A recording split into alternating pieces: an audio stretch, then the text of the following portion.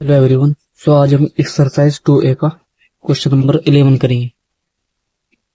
Question में कहता है 1.08, 0.36 और 0.9 का एलसीएम फाइंड कीजिए, यानी लघुत्तम समापत्ति ज्ञात कीजिए। दरअसल ये तीनों संख्याएं दशमलव संख्याएं हैं और दशमलव संख्याओं का लैसे हम कैसे निकालते हैं, आइए देखते हैं। क्वेश्चन नंबर ये है हमारा 11। नंबर हमें जो दिए हुए हैं वह है 1.08, 0.36 और तीसरी जो संख्या है हमारे पास वो है 0.9। तो सबसे पहले हम क्या करते हैं, दशमलव को यहाँ पर हटाते हैं। तो दशमलव को हटाने का तरीका ये होता है, ये हो जाएगा, ये 108 है, यानी कि जो पॉइंट है इस पॉइंट की जगह पर नीचे से हम क्या लगाएंगे, 1 लगाएंगे और आगे जितने भी अंक है 1 2 2 0 लगा देंगे और यहाँ जो दशमलव है इस दशमलव को यहाँ से हटा देंगे। इसी प्रकार यहाँ देखिए, ये हो जाएगा 36 अपॉन पॉइंट की जगह पर नीचे क्या लगाएंगे, 1। इसके आगे 2 अंक है तो 2 क्या लगाएंगे यहाँ पर, 0। इसी तरह ये तीसरी संख्या देखिए, तीसरी संख्या हमारे पास है 0.9, तो यहाँ पर 9 लिखेंगे अपॉन पॉइंट की जगह पर नीचे 1 लिखेंगे और इसके आगे 1 अंक है तो 1 0 लगाएंगे।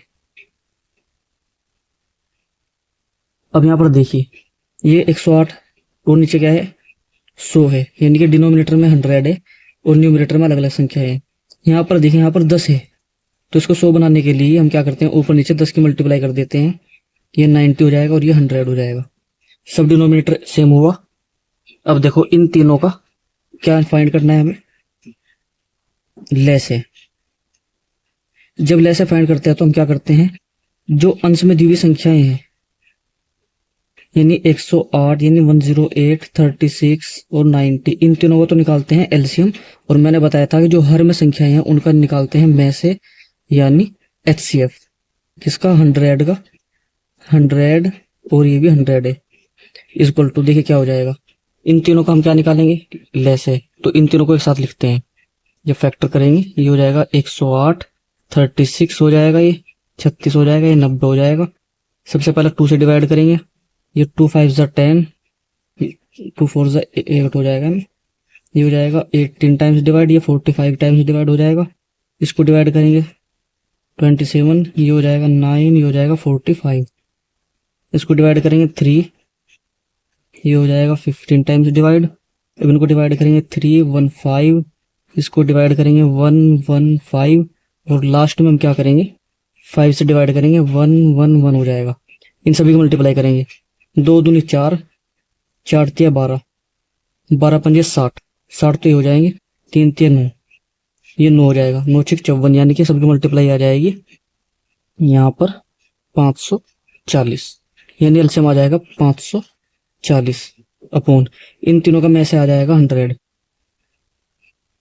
इससे इसको डिवाइड करेंगे तो ये आ जाएगा, दैट इज 5.4, यानी ऑप्शन नंबर कौन सा हो जाएगा, डी सही हो जाएगा। आइए क्वेश्चन नंबर 12 देखते हैं। दो संख्याओं के महत्तम समापवर्तक तथा लघुत्तम समापवर्तक क्रम से 8 तथा 48 हैं। यदि इनमें से एक संख्या 24 हो तो दूसरी संख्या क्या होगी। इस प्रकार के क्वेश्चन को करने के लिए मैंने मेथड बताया था, मैंने एक रिलेशन बताया था कि मैसे और लैसा का क्या रिलेशन होता है, कॉन्सेप्ट क्लास 1 और 2 में मैंने ये पढ़ाया था। तो इससे पहले मैं कॉन्सेप्ट क्लास करा चुका हूँ एचसीएफ और एलसीएम की। तो आइए देखते हैं क्वेश्चन नंबर 12 कैसे करेंगे।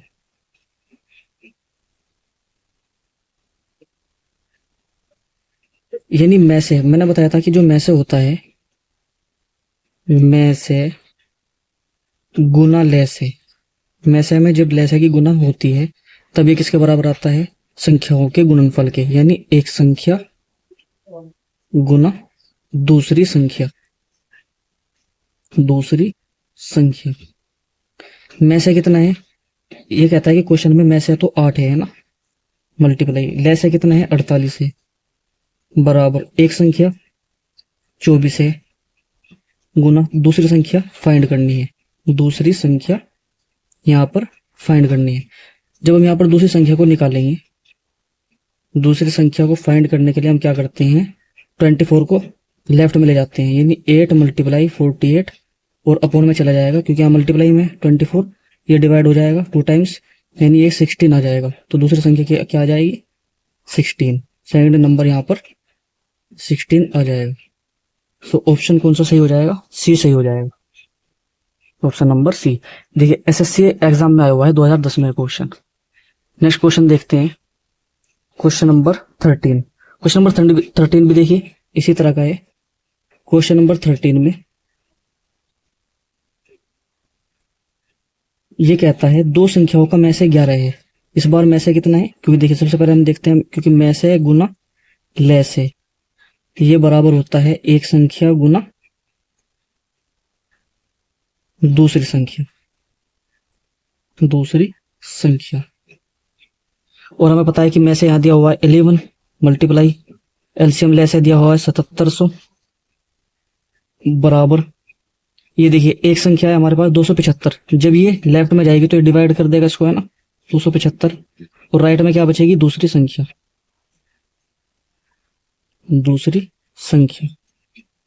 यहां से देखिए इसको डिवाइड कीजिए, 11 से डिवाइड करेंगे इसको तो 11 दूनी 22, 11 पंजे 55। 25 से इसको डिवाइड करेंगे, 25 ते 75, 2 बचेगा, यहाँ पर 0 लगाएंगे, 25 अट्ठे 200, यानी कि 308 आ जाएगी।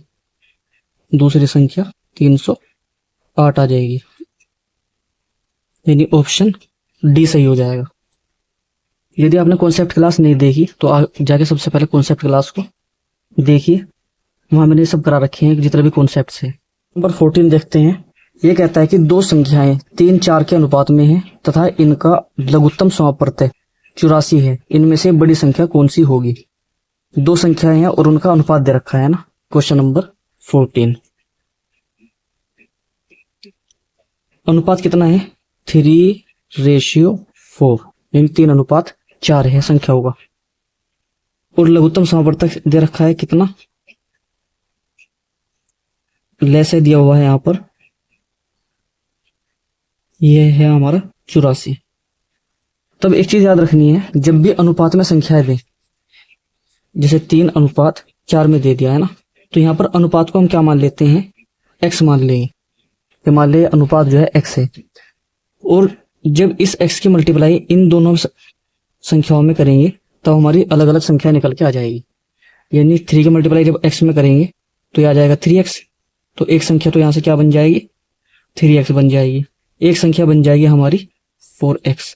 जब हम ये बात मान लेंगे कि अनुपात कितना है? x अनुपात है।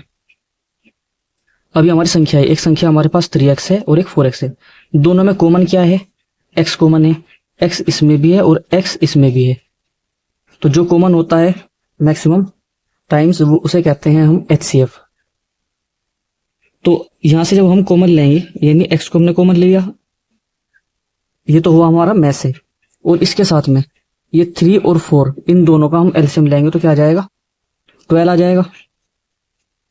तो इसमें देखिए इन दोनों का जो एलसीएम है उसकी मल्टीप्लाई हम एचसीएफ में करेंगे तो ये आ जाएगा इन दोनों का मिला के, इसका 3x का और 4x का एलसीएम आ जाएगा। जबकि कितना दिया हुआ है? 84 दिया हुआ है। यहां से x की वैल्यू निकल के आ जाएगी 12×7=84 आ जाएगा निकल के, तो x की वैल्यू 7 आ जाएगी। तो यहां से दोनों संख्याएं आ जाएगी, तो एक संख्या क्या आ जाएगी? 3x, मतलब 3x का मतलब हुआ 3 × 7 यानी कि 21 आएगा। दूसरी संख्या क्या आ जाएगी? 4x = 4 × x का मतलब 7 = 28। दोनों में बड़ी संख्या क्या है? 28 है, तो उसका मतलब ऑप्शन सी सही हो जाएगा। नंबर 16 देखते हैं। ये कह रहा है वह न्यूनतम पूर्ण वर्ग संख्या क्या होगी जो 12, 15, 25 से पूर्णतया विभक्त हो, यानी इन तीनों से पूरी डिविजिबल हो। आइए देखते हैं। नंबर हमें दिए हुए हैं, एक तो 12, क्वेश्चन नंबर 16। संख्या एक 12 है, एक 15 है और एक 25 है। तो सबसे पहले हम क्या करते हैं? इन सभी का एलसीएम फाइंड करते हैं। हालांकि देखिए एलसीएम भी फाइंड करने की जरूरत है, तो डायरेक्ट यहाँ पर नजर आ रहा है। इसने कहा है कि वह पूर्ण वर्ग संख्या बताइए जो 12, 15 और 25 तीनों से क्या हो जाए? पूर्णतः विभक्त हो जाए। देखिए पूर्ण वर्ग संख्या ये भी है, ये भी है, ये भी है। अब यहाँ पर देखो ये तो नहीं है, तो इसका मतलब ये तो वैसे ही कैंसिल हो जाएगा। दूसरी बात, इन तीनों से डिवाइड होना चाहिए। यदि हम 400 को 12 से डिवाइड करेंगे तो नहीं होगा, तो ये कैंसिल हो जाएगा। 12 से हम 1600 को डिवाइड करेंगे तो ये भी नहीं होगा, ये भी नहीं होगा, 12 से डिवाइड इसको करेंगे, ये हो जाएगा। तो इसका मतलब ऑप्शन नंबर बी सही हो जाएगा। तो B is the correct answer, 900। Next question देखिए, ये तो बहुत आसान था, कैसे कर सकते हैं, डिवाइड करके देख लेना, इजीली हो जाएगा। नेक्स्ट क्वेश्चन देखिए, वह न्यूनतम संख्या कौन सी है जिसे 8, 10 और 12 से डिवाइड करने पर प्रत्येक दशा में 7 शेष बचे। डिवाइड करने के बाद में शेष बचना चाहिए 7, और शेष कब बचेगा?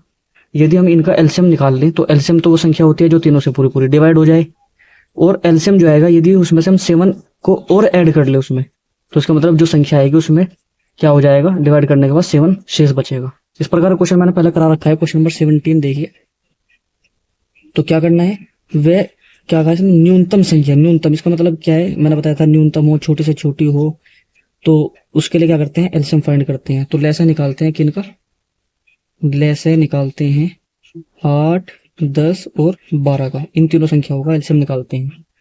तो ये हो जाएगा 8, 10 और 12, एलसीएम निकाला जाएगा, 2 से 4 बार डिवाइड हो जाएगा, 5 टाइम्स 6 टाइम्स, 2 से डिवाइड करेंगे, ये 5 3 टाइम्स हो जाएगा, ये 1 होगा, 5 3 होगा।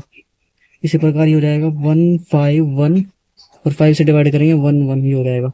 इन सब को मल्टीप्लाई कीजिए, 2 2 4, 4 2 8, और 8 5 40, 40 हो जाएगा 120, यानी एलसीएम क्या आ जाएगा 120। इसका मतलब ये वो संख्या है जो इन तीनों संख्याओं से पूरी पूरी डिवाइड हो जाएगी। लेकिन इसने कहा है कि पूरी डिवाइड नहीं होनी चाहिए, बल्कि शेष बचना चाहिए क्या, 7। तो इसका मतलब इस संख्या में हम क्या करेंगे, 120 में 7 को ऐड करेंगे, यह आ जाएगा 127। इसका मतलब यही वो संख्या हो जाएगी। 18 देखते हैं, ये कहता है 1856 में से कौन सी न्यूनतम संख्या घटाई जाए कि शेषफल को 7, 12 और 16 से विभक्त करने पर, यानी डिवाइड करने पर प्रत्येक दशा में 4 शेष बचे, यानी रिमाइंडर क्या आना चाहिए, 4 आना चाहिए। यानी कि ये कह रहा है कि न्यूनतम संख्या मतलब इसका मतलब सबसे पहले हम क्या करेंगे, 7, 12 और 16 का एलसीएम फाइंड करेंगे। क्वेश्चन नंबर 18 में ये कह रहा है कि 1856 में कौन सी न्यूनतम संख्या घटाई जाए इनमें से, ताकि जो संख्या बचे उसे जब हम 7, 12 और 16 से डिवाइड करें तो रिमाइंडर 4 बचे, है ना। तो सबसे पहले काम करते हैं, 7, 12 और 16 इन तीनों का हम लैसा निकाल लेते हैं, एलसीएम फाइंड करते हैं सबसे पहले। और इन तीनों का एलसीएम क्या आ जाएगा, ये हो जाएगा तुम्हारा एलसीएम 7, 12, 16। सबसे पहले 2 से डिवाइड करेंगे, 7 एज इट इज रहेगा, 6 टाइम 8 टाइम्स हो जाएगा, 7 ऐसे रहेगा, 3 टाइम्स 4 टाइम्स हो जाएगा, 7 ऐसे रहेगा, 3 2 हो जाएगा, ये हो जाएगा 7 3 1 हो जाएगा, और यहाँ से 3 7 1 1, 7 से डिवाइड करेंगे तो 1 आ जाएगा। देखिए 2 दूनी 4, 4 दूनी 8, 8 दूनी 16, 16 तिये 48, और 48 सत्ते कितना हो जाएगा, दैट इज 336 हो जाएगा। यानी एलसीएम क्या है, 336 आया। तो 336 ये कह रहा है 1856 में से कौन सी न्यूनतम संख्या घटाई जाएगी शेषफल इनसे डिवाइड करने पर 4 शेष बचे। जब इससे हम इसको डिवाइड करेंगे, संख्या क्या है हमारे पास, संख्या है 1856। अब इस संख्या को हम एक काम करते हैं, 336 से डिवाइड करके देखते हैं शेषफल क्या बचेगा। इसने कहा कि शेषफल क्या बचना चाहिए, 4 बचना चाहिए। तो देखो यहाँ से टेबल चलाएंगे इसमें 5 टाइम्स, जब 5 टाइम्स में टेबल चल जाएगा, यह आ जाएगा 1680, रिमाइंडर बचेगा 6, ये हो जाएगा 7, ये हो जाएगा 1, यानी 176 बचेगा रिमाइंडर। तो शेषफल ही आ जाएगा। लेकिन इसने कहा कि शेषफल ये नहीं बचना चाहिए था, बल्कि 4 बचना चाहिए था। इसमें कितना ज्यादा है, इसका मतलब 172 है, क्योंकि 176 में से हम 4 को माइनस करेंगे तो 172 आएगा। तो इसका मतलब ये हुआ कि यदि इस संख्या में से हम 172 को माइनस कर दें, तब जो संख्या बचेगी उसे जब हम 336 से डिवाइड करेंगे, या कह लीजिए कि इन संख्याओं से डिवाइड करेंगे, तो रिमाइंडर क्या बचेगा, 4 बचेगा। क्योंकि इसमें 176 आ रहा है, तो ये कितना ज्यादा है, 172 ज्यादा है। सो ऑप्शन कौन सा हो जाएगा, सी सही हो जाएगा। Option number C is the correct answer. Next question देखिए, अमित, सुचेता और नीति एक वृत्ताकार रास्ते के गिर्द एक ही बिंदु से एक साथ दौड़ना आरंभ करते हैं तथा क्रम से 18, 24, 32 सेकंड में एक चक्कर पूरा करते हैं। वे तीनों कितने समय बाद प्रारंभिक बिंदु पर मिलेंगे। तीनों एक वृत्ताकार पथ है, एक रास्ता है वृत्ताकार, और उस पर क्या करते हैं, एक ही बिंदु से दौड़ना शुरू करते हैं। अब ये कहता है वे क्रम से 18, 24 और 32 सेकंड में एक चक्कर पूरा करते हैं। यानी जो अमित है वो 18 सेकंड में कर रहा है, सुचेता 24 सेकंड में करती है और नीता 32 सेकंड में एक चक्कर पूरा करती है। वे तीनों कितने समय बाद प्रारंभिक बिंदु पर मिलेंगे। इस प्रकार के क्वेश्चन में हम क्या करते हैं, क्वेश्चन नंबर 19 देखिए।